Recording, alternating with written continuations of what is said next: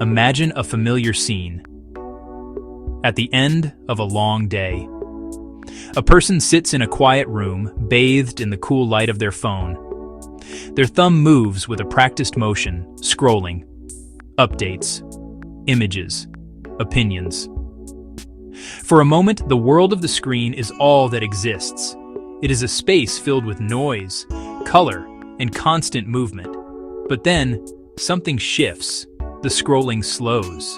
The person's finger hovers over an icon, a small square representing a vast digital universe. With a final decisive tap, the app closes. The screen goes dark. In that moment, a sense of quiet relief washes over them. This small act is happening more and more often. It is a quiet rebellion against the constant demands of our digital lives. Many people are now making a conscious choice to step away from the major social media platforms that have dominated our culture for more than a decade. They are deleting their accounts or simply removing the apps from their phones. This is not just a trend for a small group of people. It is a growing movement. People from all walks of life are starting to question the role these platforms play in their daily existence. They are asking if the benefits still outweigh the costs to their time, attention, and well-being. This growing exodus from mainstream social media marks a significant turning point in our relationship with technology. For years, these platforms promised connection, community, and a window to the world. They became deeply embedded in how we communicate, learn, and see ourselves. But the initial excitement has faded for many, replaced by a feeling of exhaustion and unease. The endless notifications, the curated perfection, and the divisive arguments have started to take a toll. People are looking for something more, or perhaps something less. They are seeking a digital life that feels more intentional and less overwhelming. In this essay, we will explore this important shift. We will start by looking closely at the reasons why so many people are choosing to leave social media behind. What are the specific problems that are driving them away? We will examine the issues of data privacy, mental health, and the algorithms that shape what we see and feel. Then, we will turn our attention to the future. We will not just focus on the problems, but also on the potential solutions. The goal is to have a calm and clear conversation about what comes next. It is time to think about building a better, more human-centered digital world for everyone. Our journey begins with understanding the core of the problem. Why has the digital town square, once a place of excitement and connection, started to feel so draining? We will break down the key issues one by one. We will talk about how our personal information is used by these giant companies. We will discuss the growing body of evidence that links heavy social media use to feelings of anxiety and depression. The constant comparison to others and the pressure to present a perfect life can be a heavy burden. It's a silent stress that builds up over time, post by post, and like by like. Beyond the personal costs, we will also explore the impact on our ability to focus. The design of these platforms is no accident. They are engineered to capture and hold our attention for as long as possible. The infinite scroll, the constant notifications, the algorithmically chosen content. This design makes it difficult to look away, eating into time we could spend on work, hobbies, or with loved ones in the real world. We will look at how this attention economy works and why it leaves many people feeling that their time is no longer their own to control. After we have a clear picture of the problems, we will shift our focus toward a more hopeful future. The conversation does not end with simply deleting our accounts. Instead, we will explore realistic and practical paths forward. What would a healthier social media look like? We can imagine platforms designed not to maximize our screen time, but to genuinely improve our lives. This involves thinking about changes in the very design of these products. It also means considering different business models that do not rely on harvesting our data and selling our attention to the highest bidder. This essay will serve as a guide to what is possible. We will look at emerging alternatives, from smaller community-focused networks to new technologies that give users more control over their own data and experiences. We will also discuss the role that government regulation might play in creating a safer and more transparent digital environment. Finally, we will consider the power of our own habits. By making small, intentional changes in how we use technology, we can reclaim our time and attention. This is a search for a future where technology serves us, not the other way around. Table of Contents, Part 2, Act 1, Why People Join and Stay, about 5 sections. 1. The simple promise of connection. 2. Discovering the world and ourselves. 3. The mechanics of habit. 4. The rise of the algorithm. 5. The business of your attention. At its heart, social media began with a simple and powerful promise: to connect us with other people. In the early days, these platforms offered a new way to keep in touch with friends and family, especially those who lived far away. You could share a photo from a family vacation, and your grandmother across the country could see it almost instantly. You could send a quick message to a college friend you hadn't spoken to in years, rekindling a lost friendship. This promise of connection was the primary reason millions of people eagerly signed up. It felt like a digital extension of our real-world social lives, a tool that brought us closer together despite physical distance.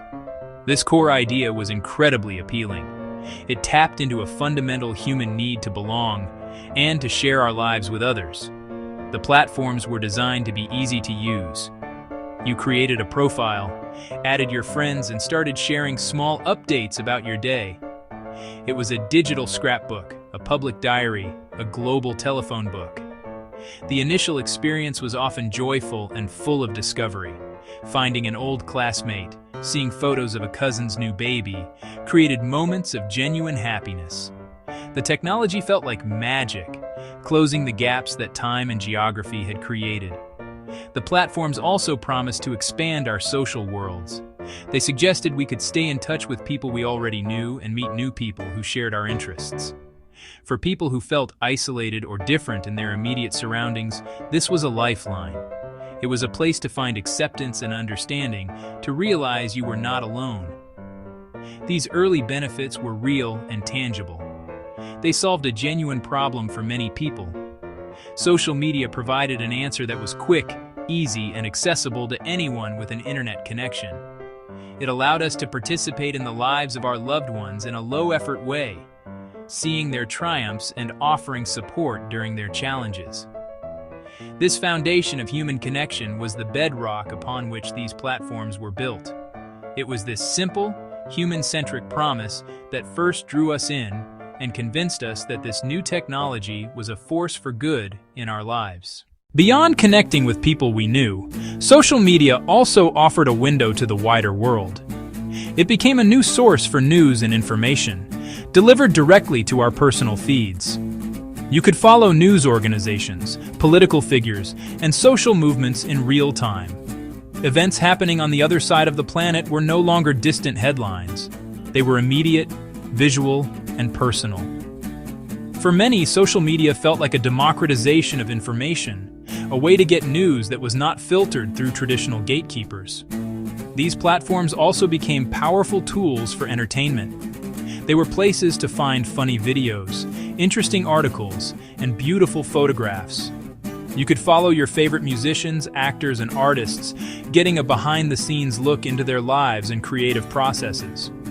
This constant stream of content was a welcome distraction. The variety was endless. One moment you might be learning a new recipe, and the next you could be watching highlights from a sports game or listening to a new song. At the same time, social media provided a stage for personal expression and identity formation.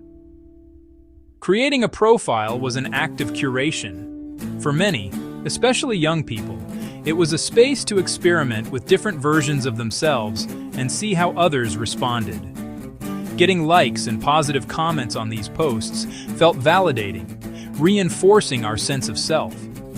This combination of discovery, entertainment, and self-expression was a potent mix. It kept us coming back for more. The platforms became intertwined with our daily routines and our sense of who we were. This constant potential for reward was a powerful force that cemented social media's place in our lives, making it feel essential not just for our social connections, but for our engagement with the world and ourselves. As social media platforms grew, the chronological feed of posts from friends became overwhelming. With hundreds or even thousands of connections, it was impossible to see everything. This led to the introduction of a new, powerful force: the algorithm. An algorithm is a set of rules a computer uses to make decisions. Its job was to decide which posts to show you. Instead of showing everything in order, the algorithm curated your feed.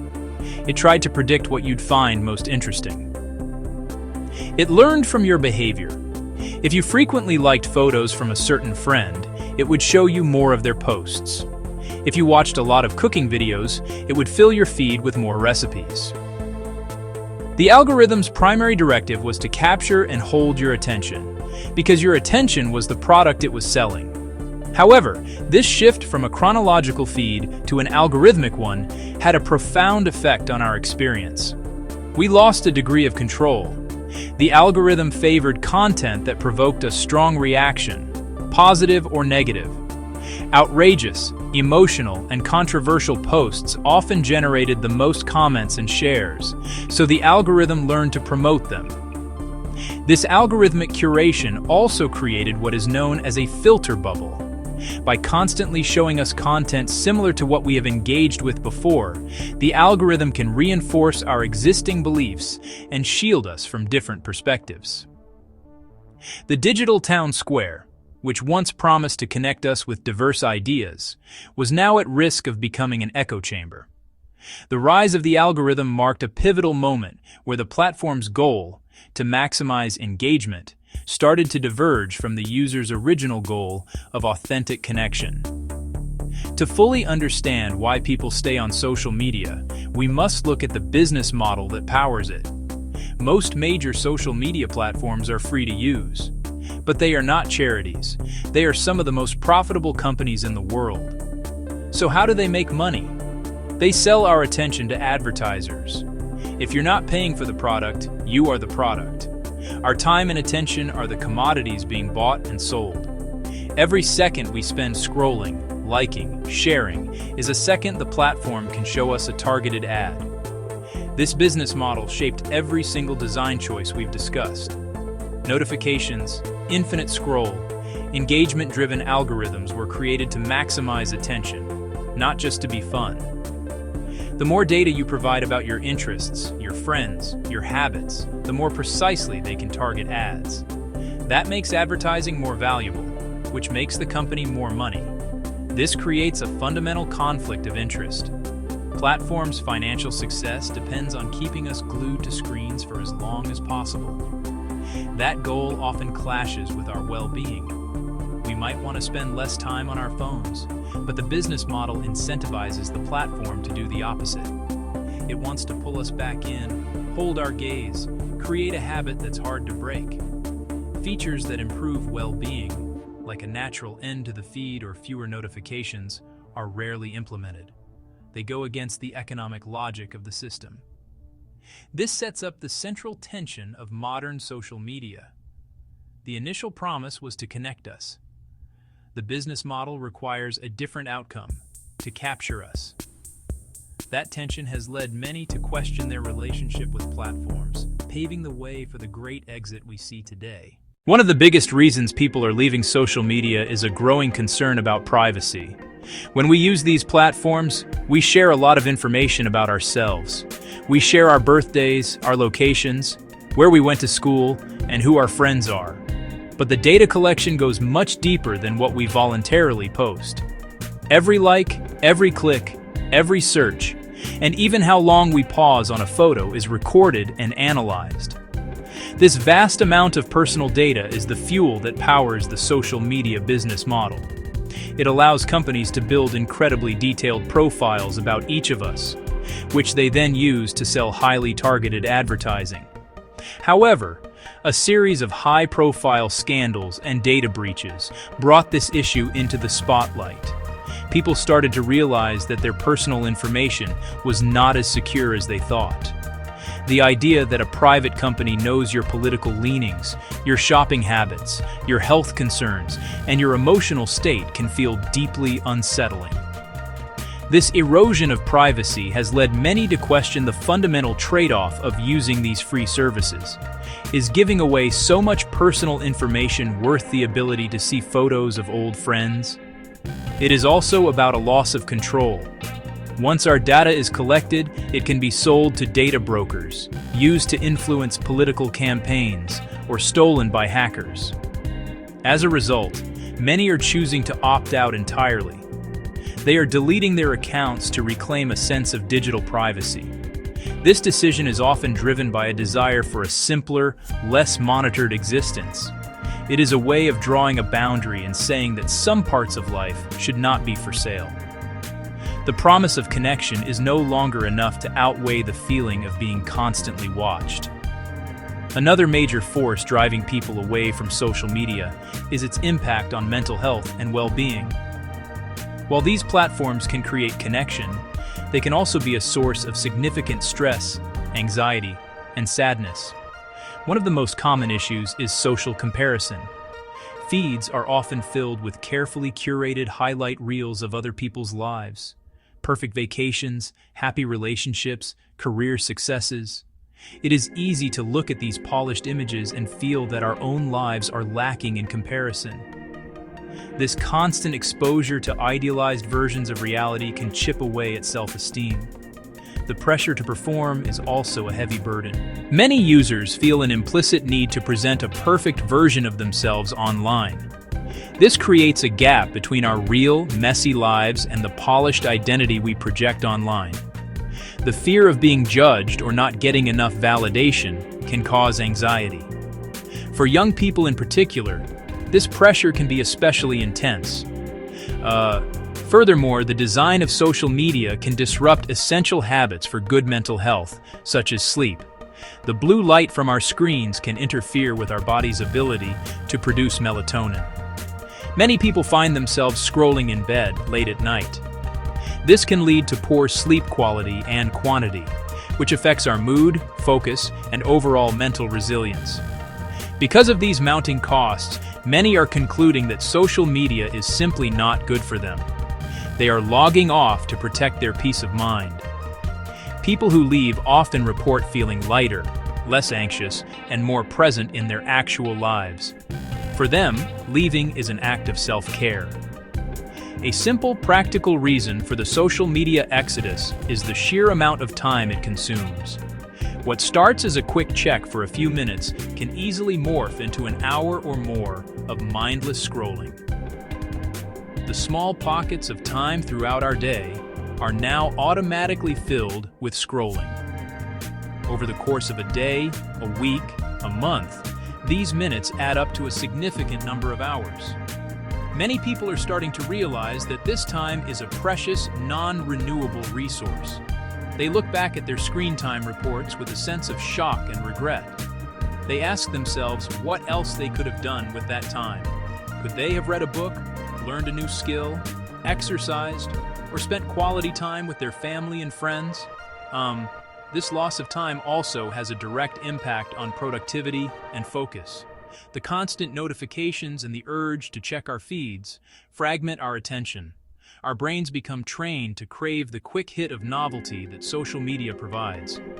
This makes it harder to tolerate the slower, more demanding nature of focused work or hobbies. Leaving social media is often a deliberate attempt to reclaim the ability to concentrate and be productive. They want to trade the passive consumption of a digital feed for the active engagement with the world around them. It is a conscious choice to invest their time in activities that they find more meaningful and fulfilling. Section 4.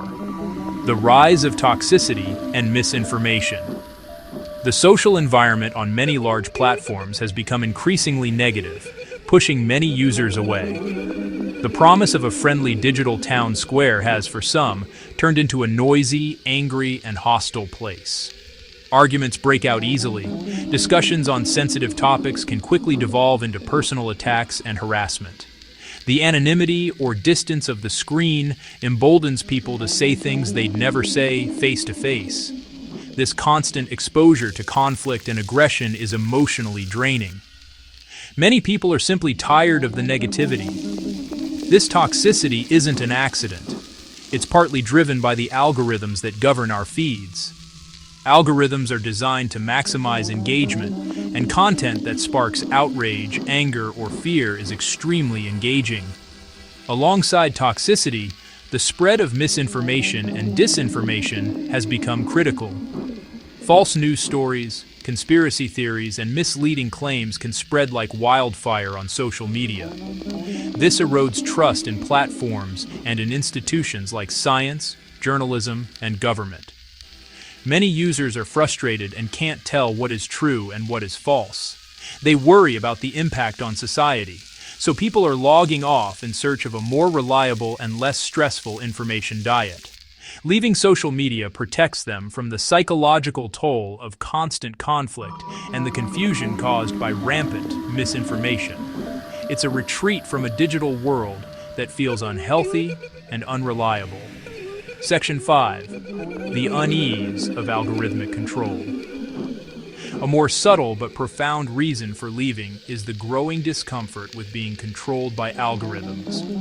When we open a social media app, we are not seeing a neutral reflection of reality. We are seeing a carefully constructed reality designed by a machine to keep us engaged. Users feel their emotional states are being manipulated. If the algorithm determines you engage more when you are angry, it may show you more content that makes you angry. Algorithmic control creates filter bubbles and echo chambers. This can make our own beliefs more extreme and make it harder to understand or empathize with people who think differently. People are leaving because they want to break out of this bubble. Ultimately, leaving social media is a way to reclaim intellectual sovereignty, the freedom to control one's own attention and thoughts. Section 6. The shifting creator economy. Finally, the changing economics for creators and small businesses on these platforms is also causing some to leave or reduce their presence. Creators are often at the mercy of the platform's ever-changing algorithms and policies. A sudden update to the algorithm can decimate a creator's reach overnight. Many creators are also experiencing burnout. The pressure to constantly produce new content to feed the algorithm is relentless. As a result, a growing number of creators are diversifying their presence. This allows them to have a direct relationship with their audience, one that is not mediated by a fickle algorithm. This slow migration of talent and community is another key factor in the gradual hollowing out of mainstream social media. The path to a better social future begins with changing the very design of the platforms themselves. A more humane approach would focus on designing for well-being instead of just engagement. This is about putting human values back at the center of technology. One specific change: eliminate features like the infinite scroll. A healthier design would have a clear end. This small change returns a sense of control to the user. Another area for redesign: notifications. Batch notifications, delivering them once or twice a day at a time the user chooses. A truly sustainable future for social media may require a shift in the underlying business model. One alternative is a subscription model. That changes the dynamic. The company's primary customer would no longer be the advertiser, it would be the user. Incentives align with the user's interests. Another model: cooperative, user-owned platforms. Publicly funded platforms are another option. Still, exploring these alternatives is crucial. The attention economy is not the only way. Government regulation and public policy can play a crucial role, creating a safer and more transparent digital environment for everyone. Data privacy is a key area for regulation. Algorithmic transparency and accountability. Promote competition to challenge dominant platforms. Section 4. Cultivating new personal habits. While we wait for companies and governments to act, The most immediate power we have lies in our own hands. One of the most effective habits is to schedule your social media use. Turn off all non-essential notifications. Become an active curator of your content consumption. Think of your feed as a garden. Weed out the negative. Plant the positive. Section 5. Exploring alternatives and new experiments.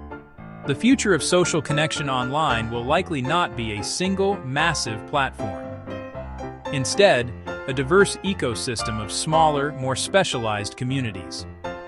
One promising trend is the rise of smaller, niche communities. Another exciting development is the growth of federated networks. We are also seeing the emergence of creator-first platforms. Supporting them is an investment in that future. We stand at a crossroads. We can continue down the path of ever more engaging, attention-hungry technology. Or we can choose a different direction. We can decide that our digital tools should be our servants, not our masters. This alternative path leads to a digital world that is calmer, more intentional, and more respectful of our humanity. The choice between staying on the current road or forging a new one is not just for tech companies or governments to make. It is a choice that each of us participates in every day. The path forward requires us to be more intentional as individuals, more adventurous as consumers, and more engaged as citizens. The task is large, but hopeful. By taking these steps, small and large, we move from passive users to active architects. Thank you for joining me on this thoughtful exploration. If you found this discussion valuable, please consider liking this essay and subscribing for more content.